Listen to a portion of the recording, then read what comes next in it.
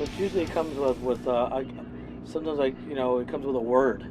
A title. A title, yeah. Usually it's a title that sparks the entire process.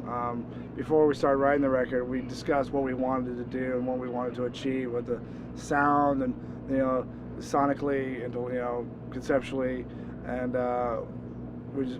we started the foundation with that. And we would between the two of us and even Reese, we just started talking about ideas and just talking, discussing, brainstorming. Like, wouldn't it be cool to put this or put that? Yeah. Or sing about this and sing about that. I mean, it actually started with the name Fear Factory way back in the day. We were like, okay, we got this cool name, Fear Factory. What does it mean? What's the concept behind it? That's kind of like where it started back in 1990. The philosophy of what is the philosophy of Fear Factory, and that pretty much started the whole concept. For this record, I deliberately wanted to do a full-on concept. I told Dean, I was like, man, I'd like to do another story again. I think it'd be great. And we also discussed about bringing back the industrial element, back into the sound of Fear Factory, because it kind of was neglected a little bit, and it was a really cool aspect of Fear Factory. And so, Dino and I, and Reese as our silent member, we made it happen, and it became like a hybrid again of the industrial and metal together. So yeah, and then Bert, when we came up with the title for the album, he just started going crazy and started writing, just kept writing and writing and writing and writing. I'm like, are these lyrics? And he goes, no, it's gonna be the story. I'm like, damn, it's long. Yeah, it's long. I got into a mode where the idea was there. I was like, oh my gosh, this is gonna be cool. And there's a twist on it. The concept. We're sticking with the man versus machine concept, but this one is more. This was from the perspective of the machines. The industrialist is an automaton who has become sentient and discovered the will to exist, the will to survive. So it is helping others of its type to survive as well. But it all ties in well with each other. I mean, the album cover is actually The Industrialist, and with our logo that we've used through all the years, and then obviously the whole packaging to the sound of the music to everything, and it all links really well. It all links really well with each other. Yeah, whatever artist we use, we've always worked like in tandem. It was like we talk to the guy and like, this is the ideas we have, this is what we see, this is what the story's about, this is what it sounds like. Try and give them every possible direction, just to make them realize, well, this is what this record's about. Yeah, here's some lyrics, here's pieces of music, just to get them into the vibe of what it should be. So you can paint the picture of what we're trying to say. Well, we've been talking about this futuristic technology for years. I mean, ever since the internet was created, and basically now it's just become an outlet for your videos, your voice. Everybody has a voice on the internet, and we use it now to our advantage to help promote, or so people can visually see the concept, whether it's our page, whether it's Twitter, whether it's YouTube, or whatever other outlet there is.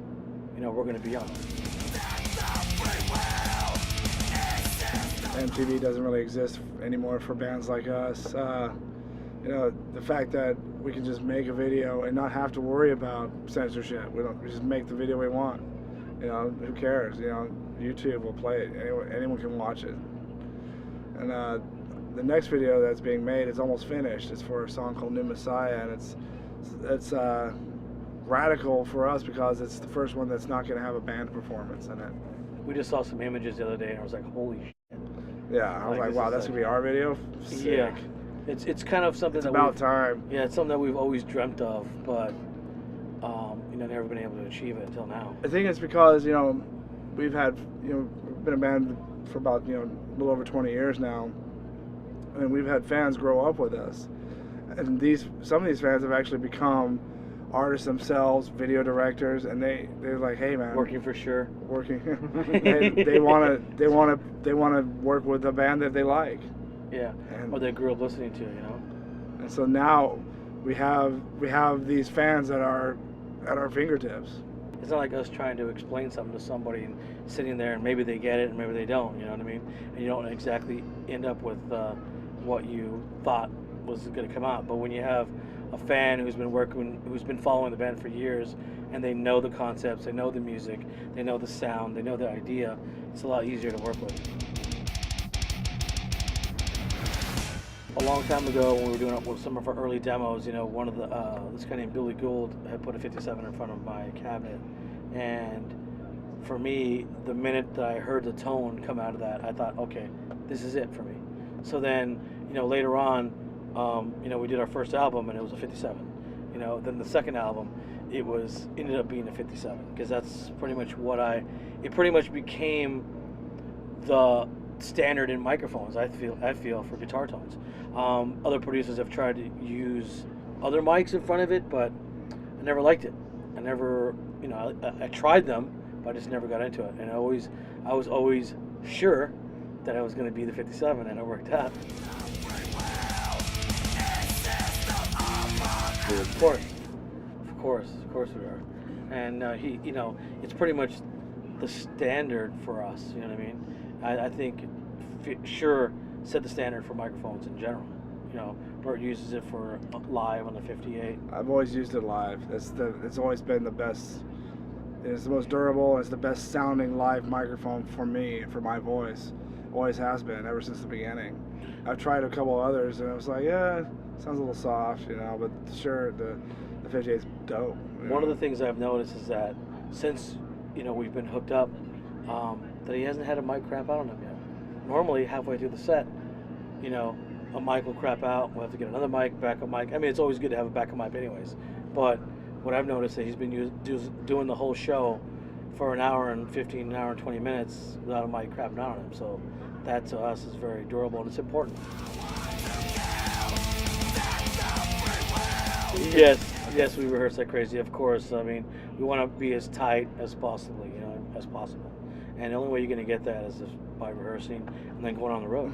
I always make sure that the band, he might come in like the last week or two, but I always make sure that whoever's playing drums or bass, that we're tight for when he comes in.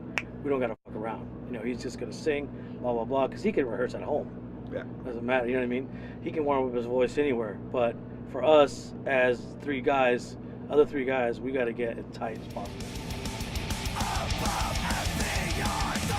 We experimented a lot when we were first starting Fear Factory. I mean, when he first started singing, it was like we just stumbled upon it. He just kind of sang something. We're like, oh my God, keep that. What was that you did? Yeah, oh, I'm sorry. No, keep it. Do it again. Oh, okay. Started off as a joke. Yeah, and then it just stuck. And then we knew that we were onto something that was different, which pretty much set the standard for metal music today. Yeah. It's definitely something that's very hard. I can't even explain how I do it. This is the thing I do. It comes naturally.